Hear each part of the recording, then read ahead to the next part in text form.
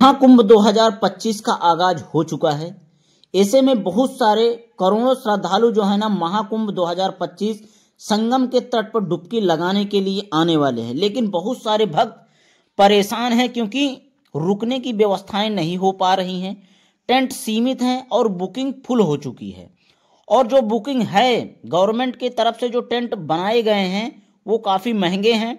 ऐसे में बहुत सारे श्रद्धालु ऐसे हैं जो एक दिन यानी वनडे में ही पूरा प्रयागराज घूमना चाहते हैं, एक्सप्लोर करना चाहते हैं और त्रिवेणी संगम में स्नान करना चाहते हैं।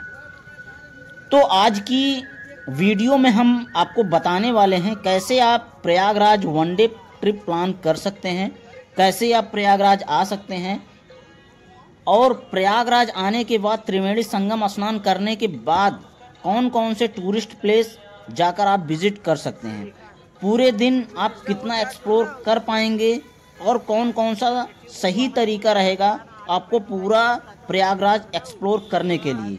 तो वीडियो को आखिर तक देखिए और वीडियो ये बहुत ही इन्फॉर्मेटिव होने वाला है। अगर आप वनडे में पूरा प्रयागराज घूमना चाहते हैं, महाकुंभ विजिट करना चाहते हैं, तो महाकुंभ का आगाज हो ही चुका है, लेकिन मुख्य रूप से 13 जनवरी से महाकुंभ के पहले स्नान के साथ ही महाकुंभ की शुरुआत हो जाएगी और उसी दिन से करोड़ों श्रद्धालु मेले में पहुंचने लगेंगे। तो अगर आप भी आ रहे हैं तो आप कैसे आएंगे? तो सबसे अच्छा और सबसे आसान है कि आप बाय ट्रेन ही आपको प्रयागराज आना चाहिए। सरकार की तरफ से करीब 13,000 ट्रेनें चलाई जा रही हैं कुंभ के दौरान, महाकुंभ के दौरान। ऐसे में बहुत सारी स्पेशल ट्रेनें भी चलाई जा रही हैं पूरे भारत से। तो अगर आपके शहर से प्रयागराज के लिए ट्रेन है तो आपको बाय ट्रेन ही आ जाना है और आपको अपने प्रयागराज की जो ट्रेन करनी है वो ऐसे करें कि आपको सुबह सुबह अर्ली मॉर्निंग 4-5 या लेटेस्ट 8 बजे तक आपकी जो ट्रेन है वो प्रयागराज पहुंचा दे। अब बात करते हैं कि कौन से स्टेशन की टिकट आपको करनी है। तो दोस्तों प्रयागराज महाकुंभ के लिए ना 5-6 रेलवे स्टेशन बनाए गए हैं, जिसमें से सबसे पहला रेलवे स्टेशन है प्रयागराज जंक्शन, दूसरा है प्रयागराज संगम, तीसरा है प्रयागराज रामबाग, चौथा है नैनी जंक्शन, पांचवा है प्रयागराज छिंकी, छठवां है फाफामऊ और सातवां है दोस्तों प्रयाग जंक्शन। तो इसमें से किसी भी रेलवे स्टेशन के लिए आपको टिकट उपलब्ध हो जाती है तो आप निश्चिंत होकर ट्रेन की टिकट कर सकते हैं और बहुत आराम से प्रयागराज पहुंच जाएंगे। और ये जितने भी रेलवे स्टेशन मैं आपको बता रहा हूं वो संगम से महज 5 से 6 किलोमीटर की दूरी पर होने वाला है, जिनमें से प्रयागराज संगम और प्रयागराज जंक्शन और प्रयाग जंक्शन ये त्रिवेणी संगम के महज 2 से 3 किलोमीटर की दूरी पर है। और आपको बता दें कि प्रयागराज संगम जो रेलवे स्टेशन है वो त्रिवेणी संगम से महज 1 से 1.5 किलोमीटर की दूरी पर है। और आपको बता दें कि जो शाही स्नान के दिन ना प्रयागराज संगम स्टेशन वो शाही स्नान के 2 दिन पहले और 2 दिन बाद तक बंद रहेगा, क्योंकि ट्रैफिक को 5 किलोमीटर पहले तक रोक दिया जाएगा। और आपको शाही स्नान के दिन अगर आप ट्रेन से आ रहे हैं तो आपको प्रयागराज जंक्शन ही उतरना पड़ेगा। और शायद है कि आपको प्रयागराज जंक्शन से भी आपको त्रिवेणी संगम तक पैदल ही आना पड़े, क्योंकि ट्रैफिक को 5 किलोमीटर तक रोक दिया जाएगा। लेकिन आपको बता दें कि शाही स्नान की डेट कौन कौन सी है। तो महाकुंभ की शुरुआत पौष पूर्णिमा के पहले स्नान के साथ 13 जनवरी को हो जाएगी और 14 जनवरी को खिचड़ी वाले दिन शाही स्नान भी होगा। इसके बाद 29 जनवरी को मौनी अमावस्या को स्नान पड़ेगा। फिर उसके बाद 3 फरवरी 2025 को बसंत पंचमी के दिन स्नान पड़ेगा। फिर 12 फरवरी 2025 को माघी पूर्णिमा पर स्नान पड़ेगा। फिर 26 फरवरी 2025 को महाशिवरात्रि वाले दिन आखिरी स्नान पड़ेगा और इसी दिन से महाकुंभ समाप्त हो जाएगा। तो इन डेटों को आपको बचना चाहिए। कोशिश करिए कि मौनी अमावस्या को आप ना आए, क्योंकि मौनी अमावस्या सबसे बड़ा शाही स्नान होता है। उस दिन बहुत ज़्यादा भीड़ आपको देखने को महाकुंभ में मिलेगी।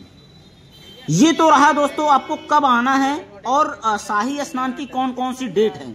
दोस्तों अगर आप यूपी के रहने वाले हैं तो आपको बता दें कि ट्रेन के अलावा यहाँ पर ना 7,000 बस को भी यानी कि संचालित किया गया है महाकुंभ 2025 के लिए। तो आपको अपने शहर से प्रयागराज के लिए आराम से सरकारी बस भी मिल जाने वाली है। और दोस्तों अगर आप ट्रेन से आ रहे हैं तो आप नॉर्मल के दिन में अगर आएंगे ना तो आपको स्टेशन के बाहर से ई रिक्शा मिल जाएगा, जो कि आपको त्रिवेणी संगम के 2 किलोमीटर पहले ही आपको छोड़ देगा। फिर आपको वहां से पैदल ही त्रिवेणी संगम के लिए आना पड़ेगा। अगर दोस्तों आप अगर अपने पर्सनल साधन से आ रहे हैं तो आपको शाही स्नान के दिन आएंगे तो 5 किलोमीटर पहले जो पार्किंग बनाया जा रहा है उसमें आपको पार्किंग मिल जाएगी। और अगर नॉर्मल दिन में आ रहे हैं तो आपको 2 किलोमीटर जो पार्किंग बनाई जा रही है उसमें यानी कि जगह आपको पार्किंग की मिल जाएगी, वहां पर आप पार्क करके आ सकते हैं त्रिवेणी संगम में स्नान करने के लिए। और दोस्तों आपको बता दें कि आपको मन में एक सवाल और उठता है कि हम स्नान करने के लिए आएंगे तो अपना जो सामान है वो कहाँ पे रखेंगे। तो गवर्नमेंट की तरफ से घाट के आसपास में ही ना क्लॉक रूम बनाया जा रहा है, वहां पर आप अपना सामान सबमिट करके शाही स्नान कर सकते हैं और स्नान कर सकते हैं। तो दोस्तों यहाँ पर आपको बता दें कि नॉर्मल के दिन पे और शाही स्नान के दिन पर भी भाई भीड़ बहुत ज़्यादा होने वाली है। तो आप कृपया करके ये कोशिश मत कीजिएगा कि आपको नाव से जाके संगम पर ही स्नान करने को मिलेगा। यहाँ पर 2025 महाकुंभ के नाम से ही पूरा संगम पूरा घाट ही जाना जाएगा। यहाँ पर छोटे छोटे घाट बनाए जा रहे हैं, तो आपको दोस्तों वहाँ जहाँ जगह मिल जाए वहाँ पर ही आपको स्नान कर लेना है। स्नान करने के बाद दोस्तों आपको स्नान आराम से 40-45 मिनट में आपको आपका स्नान हो जाएगा। फिर आप वहाँ पर पूजा पाठ करके दोस्तों फिर आपको निकल जाना है बड़े हनुमान जी के दर्शन करने के लिए। बड़े हनुमान जी के दर्शन लेटे हनुमान जी के यानी कि दर्शन को लेटे हनुमान जी भी बोलते हैं। तो दोस्तों यहाँ पर भाई बहुत ही सुचारू रूप से दर्शन चालू कर दिया गया है। यहाँ पर कॉरिडोर वगैरह भी बना दिए गए हैं। यहाँ पर भी आपको आराम से भीड़ होती है, बट 1 घंटे के अंदर अंदर आपको यहाँ पर दर्शन मिल जाने वाला है। फिर दोस्तों आपको निकल जाना है अक्षय वट पर दर्शन करने के लिए। अक्षय वट जो है वहां पर दर्शन करने के लिए। तो दोस्तों कहा जाता है कि श्री राम जब संगम स्नान करने आए थे तो यहाँ पर ही 3 दिन का उन्होंने विश्राम किया था। दोस्तों उसके बाद आपको फिर से निकल जाना है अकबर के किले में ही है पातालपुरी मंदिर, वहां पर आपको निकल जाना है दर्शन करने के लिए। फिर वहां पर दर्शन करने के बाद वहां पर भी एक अक्षय वट है, बट वो ओरिजिनल नहीं है। बहुत सारे लोग अच्छी जानकारी नहीं देते हैं। पातालपुरी मंदिर का दर्शन करने के बाद फिर से आपको निकल जाना है आदि शंकर मंडपम मंदिर के लिए। तो वहां पर दर्शन वगैरह करके फिर से आपको निकल जाना है आलोपी देवी मंदिर का दर्शन करने के लिए, जो कि माता रानी के 51 सिद्धू पीठों में से एक है। दोस्तों ये सब मंदिर का दर्शन ना आपको लगभग यानी कि 3.5 से 4 घंटे में हो जाएगा। फिर अगर आपको अखाड़ा वगैरह घूमना है ना तो आप आधा घंटा पौना घंटा का टाइम निकाल कर 6 नंबर और 7 नंबर पीपा पुल पकड़कर आप जा सकते हैं अखाड़ा वगैरह देखने के लिए, जहां पर साधु संत आकर निवास कर रहे हैं। दोस्तों उसके बाद ना आपको सीधा निकल जाना है रेलवे स्टेशन की तरफ, और रेलवे स्टेशन के तरफ ही ना आपको गंगा के किनारे ही मिल जाएगा नागवास्पी मंदिर, जो कि नागवास्पी से रिलेटेड है। तो दोस्तों वहां पर दर्शन करने के लिए ना दर्शन करने के बाद आपको सीधा निकल जाना है स्टेशन के लिए। वहां से ही आपको दर्शन करने के बाद आपको इलेक्ट्रिक रिक्शा वगैरह मिल जाएगा रेलवे स्टेशन जाने के लिए। और अगर नहीं भी मिला ना तो वहां से आप पैदल भी चलकर जा सकते हैं अपने नज़दीकी रेलवे स्टेशन पर। दोस्तों रही बात यहाँ पर स्टे करने की, तो दोस्तों आप अगर 1 दिन में घूमना चाहते हैं ना तो दोस्तों आराम से पूरा प्रयागराज घूम सकते हैं। स्टे करने की कोई भी ज़रूरत नहीं है, क्योंकि जितना आप यहाँ पर टेंट के लिए आप पे करेंगे ना उससे कम पैसे में आप रेलवे में 3rd AC का टिकट करके आराम से आप पूरा टाइम तक यानी कि आप अपने सफर पर आराम से आप अपने घर के लिए निकल सकते हैं। तो यहाँ पर स्टे करने की बिल्कुल भी जरूरत आपको नहीं पड़ेगी। तो दोस्तों कैसी लगी हमारी जानकारी आप कमेंट में जरूर बताइएगा, और अगर वीडियो अच्छी लगी ना तो प्लीज़ चैनल को सब्सक्राइब कर लीजिएगा और कमेंट में जरूर बताइएगा कि आपको हमारा एक्सपीरियंस कैसा लगा।